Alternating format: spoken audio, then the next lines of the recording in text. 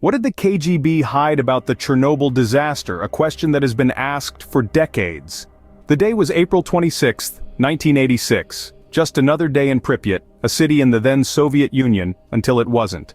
The day that would forever mark the chronicles of history as one of the world's worst nuclear disasters.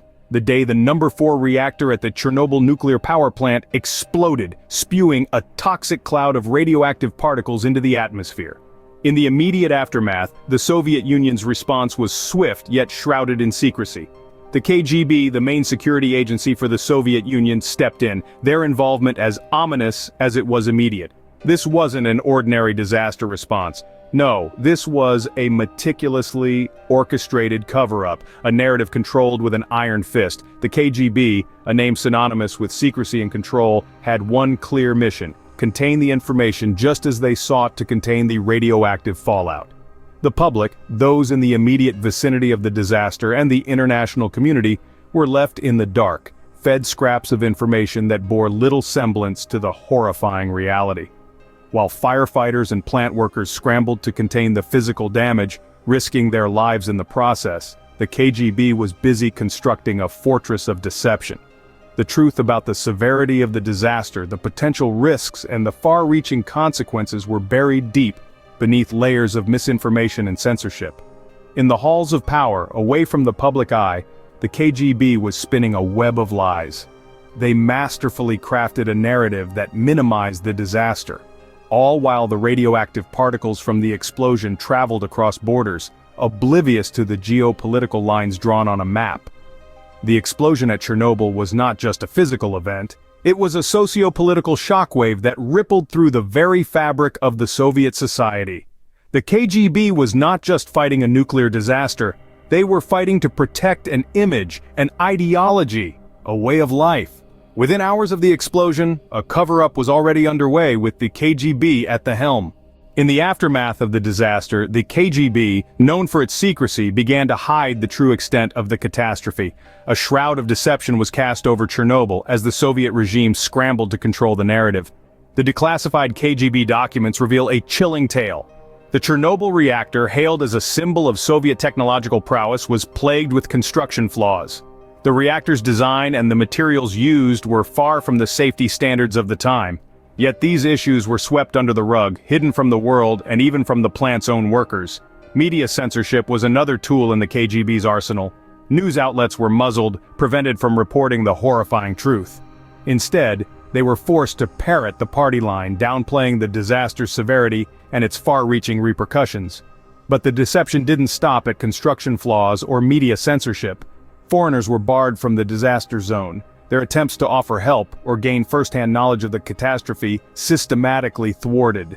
The KGB was determined to keep the world in the dark, to maintain the illusion of control. Perhaps most shockingly, even doctors were deceived. They were kept uninformed about the radioactive threat, leading them to misdiagnose and mistreat the victims of radiation exposure.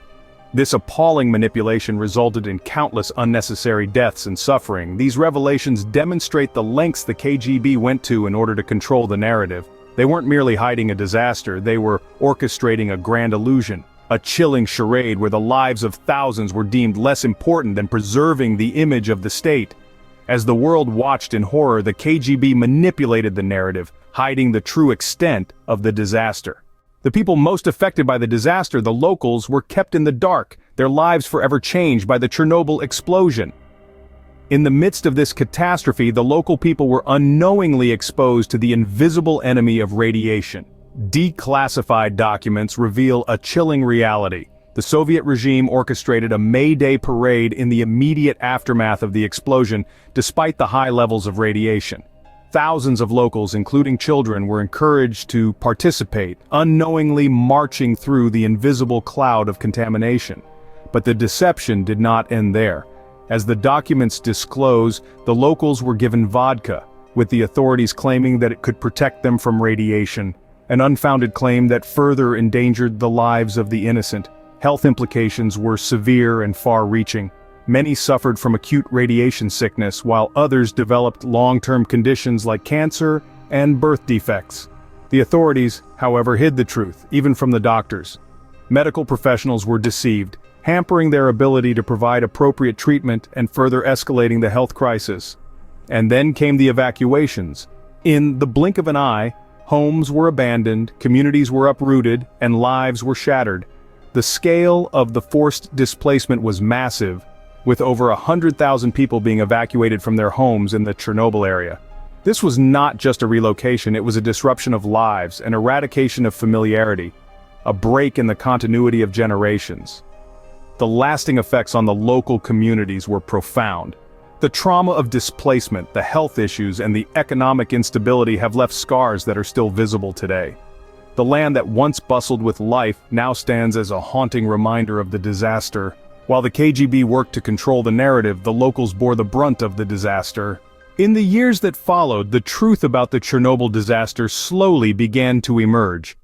As the Iron Curtain of Soviet secrecy began to rust and crumble, a trove of classified KGB documents surfaced, shedding light on the true extent of the catastrophe and the regime's desperate attempts to conceal it.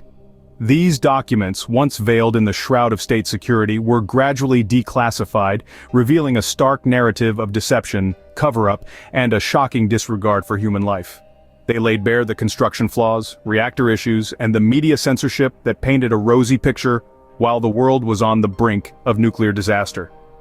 But the process of revelation wasn't spontaneous. It was the painstaking work of individuals and organizations committed to unearthing the truth. The Euromaidan Press, for instance, highlighted the 35th anniversary of the disaster by delving deep into these declassified documents. Their findings were a chilling testament to the lengths the Soviet regime would go to protect its image, even as it gambled with the lives of its citizens. Another beacon of truth in the fog of misinformation was Andrei Primachenko. This Ukrainian motion designer gave the declassified documents a new lease of life. By transforming them into engaging, millennial-friendly videos, Primachenko worked to dispel the enduring Soviet myths surrounding the disaster. His videos, presented in a computer game-like format, resonated with a younger audience, opening their eyes to the true horrors of Chernobyl and its aftermath. The impact of these revelations was profound. The declassified documents and the work of truth-seekers like Primachenko fundamentally altered the perception of the disaster and the Soviet Union. The narrative of Chernobyl was no longer one of a tragic accident, but of a catastrophic failure of governance, where the value of human life was secondary to the preservation of state image. The declassified KGB documents revealed a narrative of deception and cover-up, forever changing our understanding of the Chernobyl disaster. 3 decades later, the impact of the Chernobyl disaster continues to be felt. The echoes of the tragedy reverberate through time, reminding us of the human and environmental cost of our pursuit for technological advancement. The lingering health effects remain one of the most haunting legacies of the disaster. Thousands were directly affected by radiation, suffering from illnesses such as thyroid cancer, leukemia, and various other health complications. The genetic impact, passed down through generations, continues to unravel even today. The World Health Organization estimates that around 4,000 deaths can be directly attributed to the disaster, but the real figure may be much higher, hidden in the shadows of Soviet secrecy. The environmental impact is equally profound. The surrounding area, once a bustling hub of life and industry, now stands as a chilling monument to the disaster. Nature has reclaimed the abandoned towns and villages, with wildlife roaming freely through the eerie silence.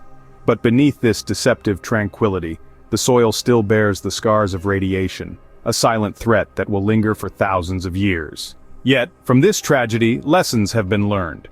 The disaster served as a wake-up call, prompting a worldwide re-evaluation of nuclear safety measures. Today, nuclear plants are subject to far stricter regulations and oversight, with an increased emphasis on transparency and accountability. The International Atomic Energy Agency was spurred into action, establishing the Convention on Nuclear Safety to prevent a recurrence of such a catastrophe. The legacy of Chernobyl is not just a story of disaster, but also of revelation and change. It forced the world to confront the dangers of nuclear power and the perils of secrecy and deception. The declassified KGB documents serve as a stark reminder of the extent to which the truth was twisted and lives were risked to maintain an illusion of control. The Chernobyl disaster, and the KGB's attempts to hide its true extent, serve as a stark reminder of the dangers of secrecy and the importance of transparency. In the end, the truth always finds a way to surface, reminding us that openness and honesty are not just ethical imperatives, but vital for our survival and progress.